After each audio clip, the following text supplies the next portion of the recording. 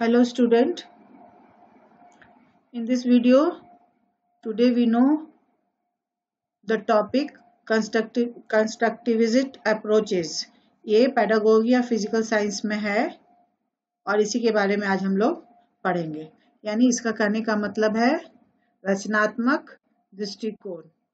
ये हम लोग स्टार्ट करते हैं। हमारा कोर्स आउटलाइन है constructive approaches, self learning, peer learning strategy, collaborative strategy. इतना पॉइंट मुझे पढ़ना है। एक्चुअली इसमें कहना क्या चाह रहा है कि जो कंस्ट्रक्टिव अप्रोच है, रचनात्मक दृष्टिकोण, ये एक टीचिंग बेस्ड प्रोसेस है। इसमें हम लोग पढ़ेंगे कि कितने तरह का लर्निंग हम लोग सीखते हैं। तो according to this outline now we start the constructivist approaches, that is called teaching learning process. Constructivist approach is a theory used to explain how people know what they know, where learners construct their own understanding of the world by reflecting on their experience. ये कहना चाह रहा है कि रचनात्मक दृष्टिकोण के अनुसार से ये थ्योरी एक्सप्लेन करता है कि people know what they know.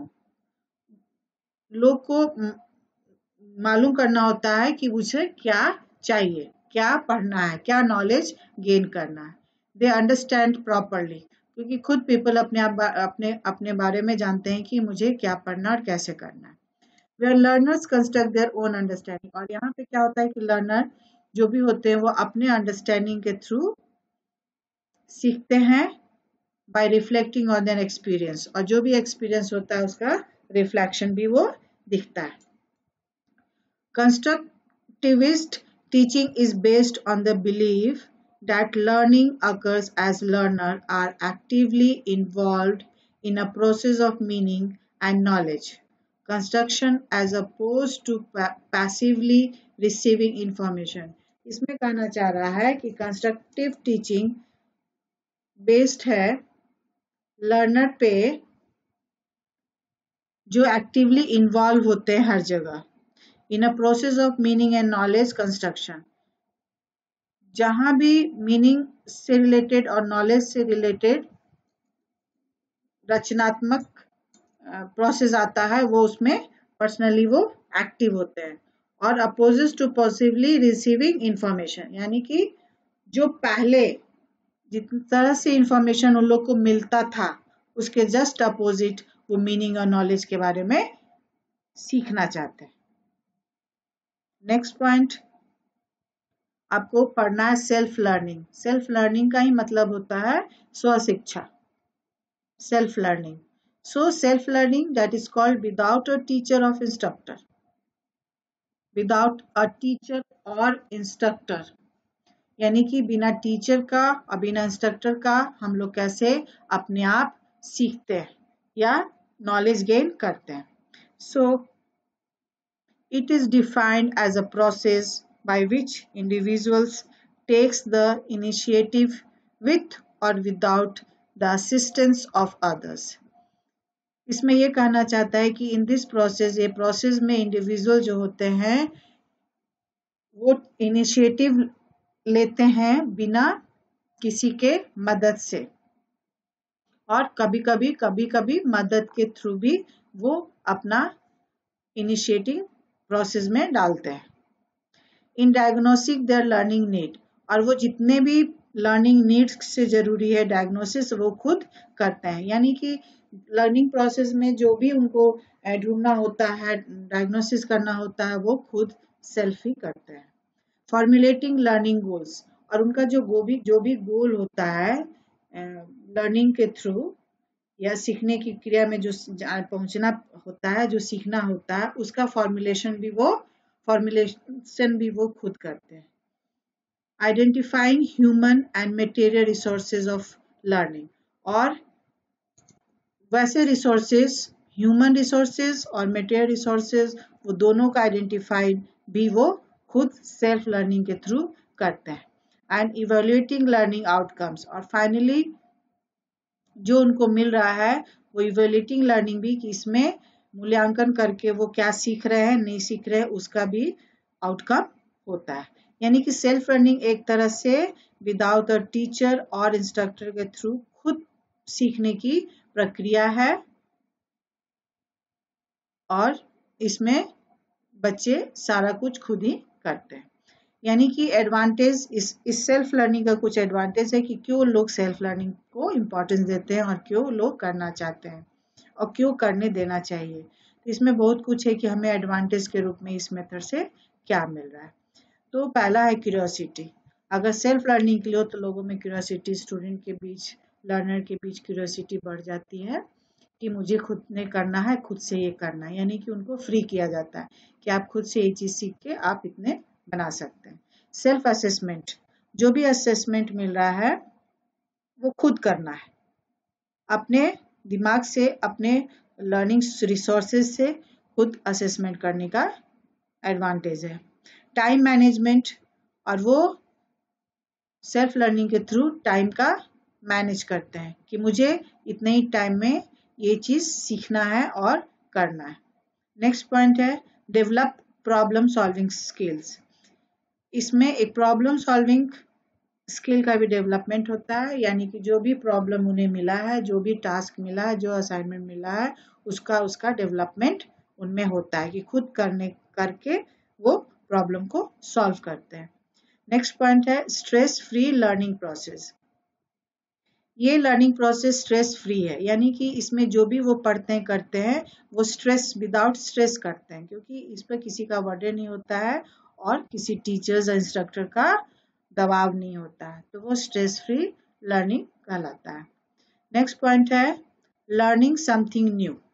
इसमें बच्चे कुछ नया सीखते हैं, जो उन्हें असाइनमेंट दिया जाता है, टास्क दिया जाता है, कुछ सॉल्व करने के लिए दिया जाता है, उसमें बच्चे खुद करके कुछ नया सीखते हैं, कुछ नया लाते हैं। नेक्स्ट पॉइंट है choosing the way you learn, और इसमें ये भी उनको बता दिया जाता है कि ये प्रोसेस दिया नहीं गया आपको, जो सेल्फ लर्निंग के थ्रू आप खुद से अपना रास्ता सीखने का निकालना है कि आपको किस तरह से वो करना है और किसकी हेल्प से करना है। मतलब चूजिंग द वे, वो रास्ता खुद निकालते हैं during this self learning process. Next है सेटिंग योर ओन गोल। ये इंपॉर्टेंट है कि जो भी गोल उन्होंने किया है उसका सेटअप वो खुद करते हैं, कि मुझे ऐसे ऐसे स्टेप बाय स्टेप प्लानिंग करके करना होता है और गोल तक पहुंचना होता है, उसकी सेटिंग वो खुद करते हैं। यानी कि सेल्फ लर्निंग में इतने सारे एडवांटेज है जो बच्चे को मिलता है सेल्फ लर्निंग। नेक्स्ट है पीर लर्निंग। पीर लर्निंग इसको बोलते हैं सहकर्मी शिक्षा, किसी के हेल्प से। पीर लर्निंग को हम लोग कोऑपरेटिव लर्निंग भी कहते हैं। Cooperative learning. It is an educational practice in which students interact with other students to attain educational goal.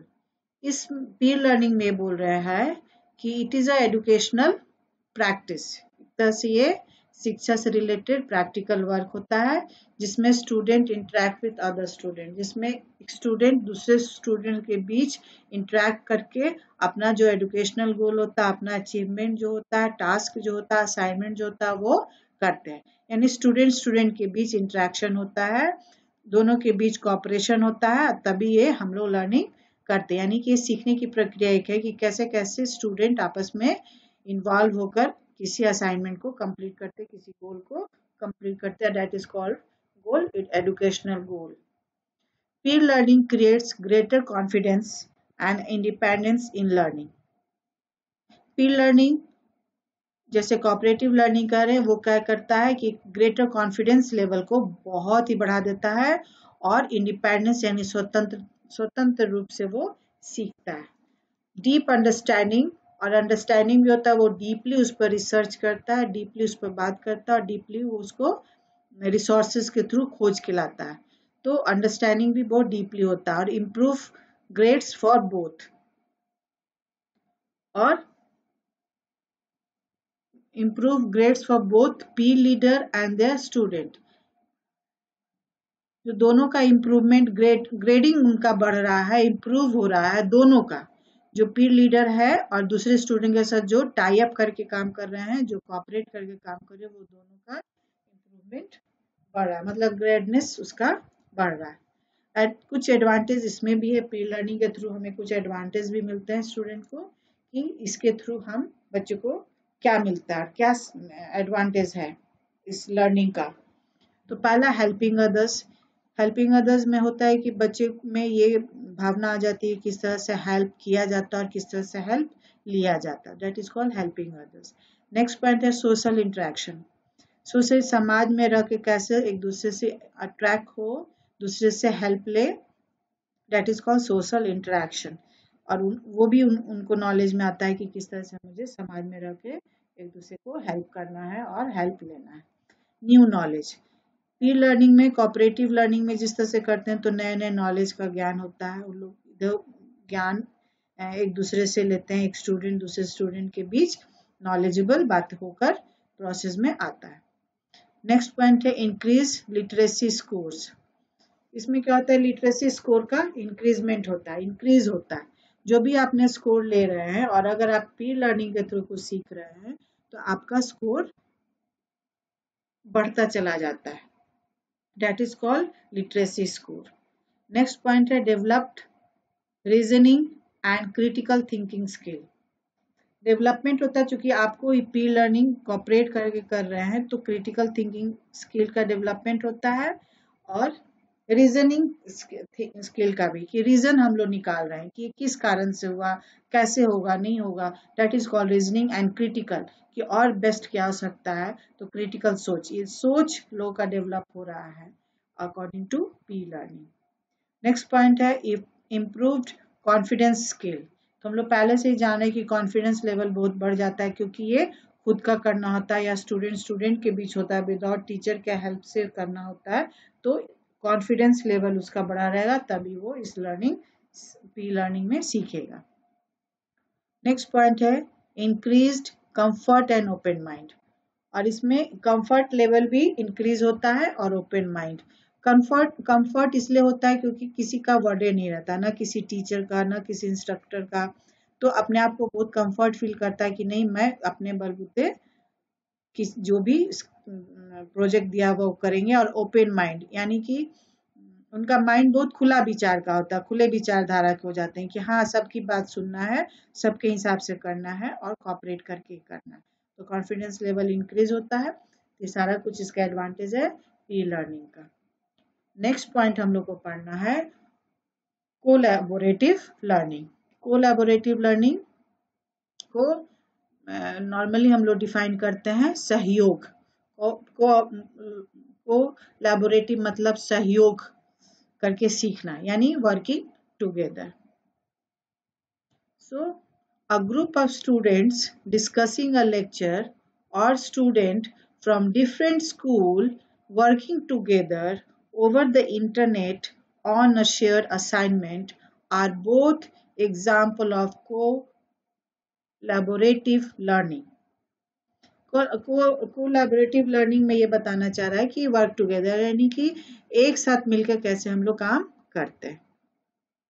तो इसमें कहना चाहता है कि ग्रुप ऑफ स्टूडेंट डिस्कशन। कभी कभी क्या होता है कि सेम स्कूल का सेम क्लास के बच्चे आपस में डिस्कशन करके चीज को सीखते हैं और लेक्चर पर डिस्कशन करके वो सीखते हैं। और दूसरा पॉइंट है कि student from a different school, not only one school but different school working together in a internet. Internet के थ्रू दो स्कूल के बीच काम होता है और जो असाइनमेंट मिलता है उसको लोग आपस में शेयर करते हैं, उस पर डिस्कशन करते हैं। सो दोनों एग्जाम्पल है कोऑपरेटिव लर्निंग, यानी सेम स्कूल के बच्चे भी आपस में काम कर सकते हैं और दो दूसरे डिफरेंट स्कूल के बच्चे भी आपस में काम करते हैं थ्रू द इंटरनेट। सो इसका भी कुछ एडवांटेज है दिस मेथड का। पहला एडवांटेज हो गया डीप थिंकिंग। इसमें क्या होता है, चूंकि स्टूडेंट के बीच होता है और इंटर स्कूल स्टूडेंट के बीच भी होता है, तो थिंकिंग का जो लेवल होता है बहुत डीपली होता है, थोड़ा हाई होता है। तो वो जब तक वो डीपली नहीं थिंक करेंगे तो सामने वाले बच्चे से वो बहुत ज्यादा काम साथ में नहीं कर पाएंगे। तो सो थिंकिंग लेवल केवल काफी बढ़ जाता है, बहुत डीपली थिंकिंग का लेवल बढ़ जाता है। सेकंड पॉइंट है सोशल इंटरेक्शन, और इसमें बच्चे ये भी सीखते हैं कि इंटरेक्शन, सोशल इंटरेक्शन कैसे करना है, स्टूडेंट के बीच सोशल इंटरेक्शन का भी इंक्रीज होता है। नेक्स्ट है एक्सेप्टेशन ऑफ डाइवर्सिटी। डाइवर्सिटी की एक्सेप्ट करने के लिए कि बाकी लोगों का सोच अलग अलग है, डाइवर्सिटी उनको मिल रहा है, बहुत तरह की सोच उनको मिले जिनके साथ मिलकर उनको काम करना होता है, क्योंकि सारे स्टूडेंट का सोच डिफरेंट होता है। तो एक्सेप्ट करने की उनकी आदत होनी चाहिए कि जितनी तरह की सोच आ रही है उन सारे सोच वाले बच्चे के साथ काम करना है। तो एक्सेप्टेंशन ऑफ डाइवर्सिटी इंक्रीजेस। नेक्स्ट है social skill development. Social skill का डेवलपमेंट होता है कि समाज में रहने के लिए मुझे मिल के कैसे काम करना है, वो भी सोशल स्किल का डेवलपमेंट इसमें इम्प्रूव होता है। नेक्स्ट है क्रॉस कल्चर डेवलपमेंट। यहाँ पे है कि cultural development but cross culture, जितने दूसरे लोग का भी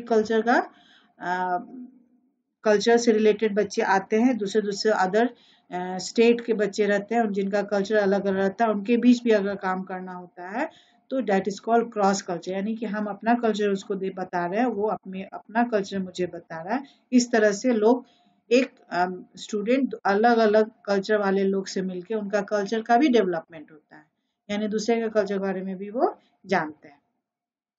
नेक्स्ट पॉइंट है इंटरपर्सनल डेवलपमेंट। ये सारा कुछ तो उनको हो रहा है, लेकिन पर्सनली डेवलपमेंट उनको क्या हो रहा है कि पर्सनली भी उनको बहुत कुछ मिल रहा है। That is called interpersonal development, यानी कि पर्सनली भी बहुत ज़्यादा उन पर इफेक्ट पड़ रहा है कि वो पहले ऐसे नहीं थे बट अभी वो ऐसे हो गए, क्योंकि एक साथ काम कर रहे हैं, इतने इतने स्टूडेंट के बीच रह के काम कर रहे हैं, जो अलग अलग माइंड सेटअप वाले लोग होते हैं, अलग अलग कल्चर वाले होते हैं, अलग अलग स्कूल लेवल वाले होते हैं। तो इंटरपर्सनल डेवलपमेंट भी इस लर्निंग थ्योरी के थ्रू होता है। ये सारा कुछ एडवांटेज है जिसमें आपको बच्चों को मिल रहा है। तो जितने भी हमने तीनों पढ़ा, self learning, peer learning and collaborative learning, ये सारा कुछ आपका कंस्ट्रक्टिव अप्रोच के अंदर आता है, यानी कि रचनात्मक दृष्टिकोण। ये चूंकि एक चाइल्ड सेंटर अप्रोच है और एक टीचिंग लर्निंग प्रोसेस के थ्रू आता है, यानी टीचिंग लर्निंग प्रोसेस के अंदर हमारे ये 3 प्रोसेस आते हैं। ये चाइल्ड सेंटर भी इसको आप बोल सकते हैं, जिसमें हम लोग 3 प्रोसेस के थ्रू लर्निंग कर रहे हैं, यानी सीख रहे हैं, और इसके थ्रू हमें बहुत सारा मिल जाता है, cooperative learning, experiencing, concept clear हो जाना, that is it is all called e learning. So आपका यहाँ कंप्लीट होता है constructive approaches. So next video बाकी बचा हुआ करेंगे इसको। Thank you student.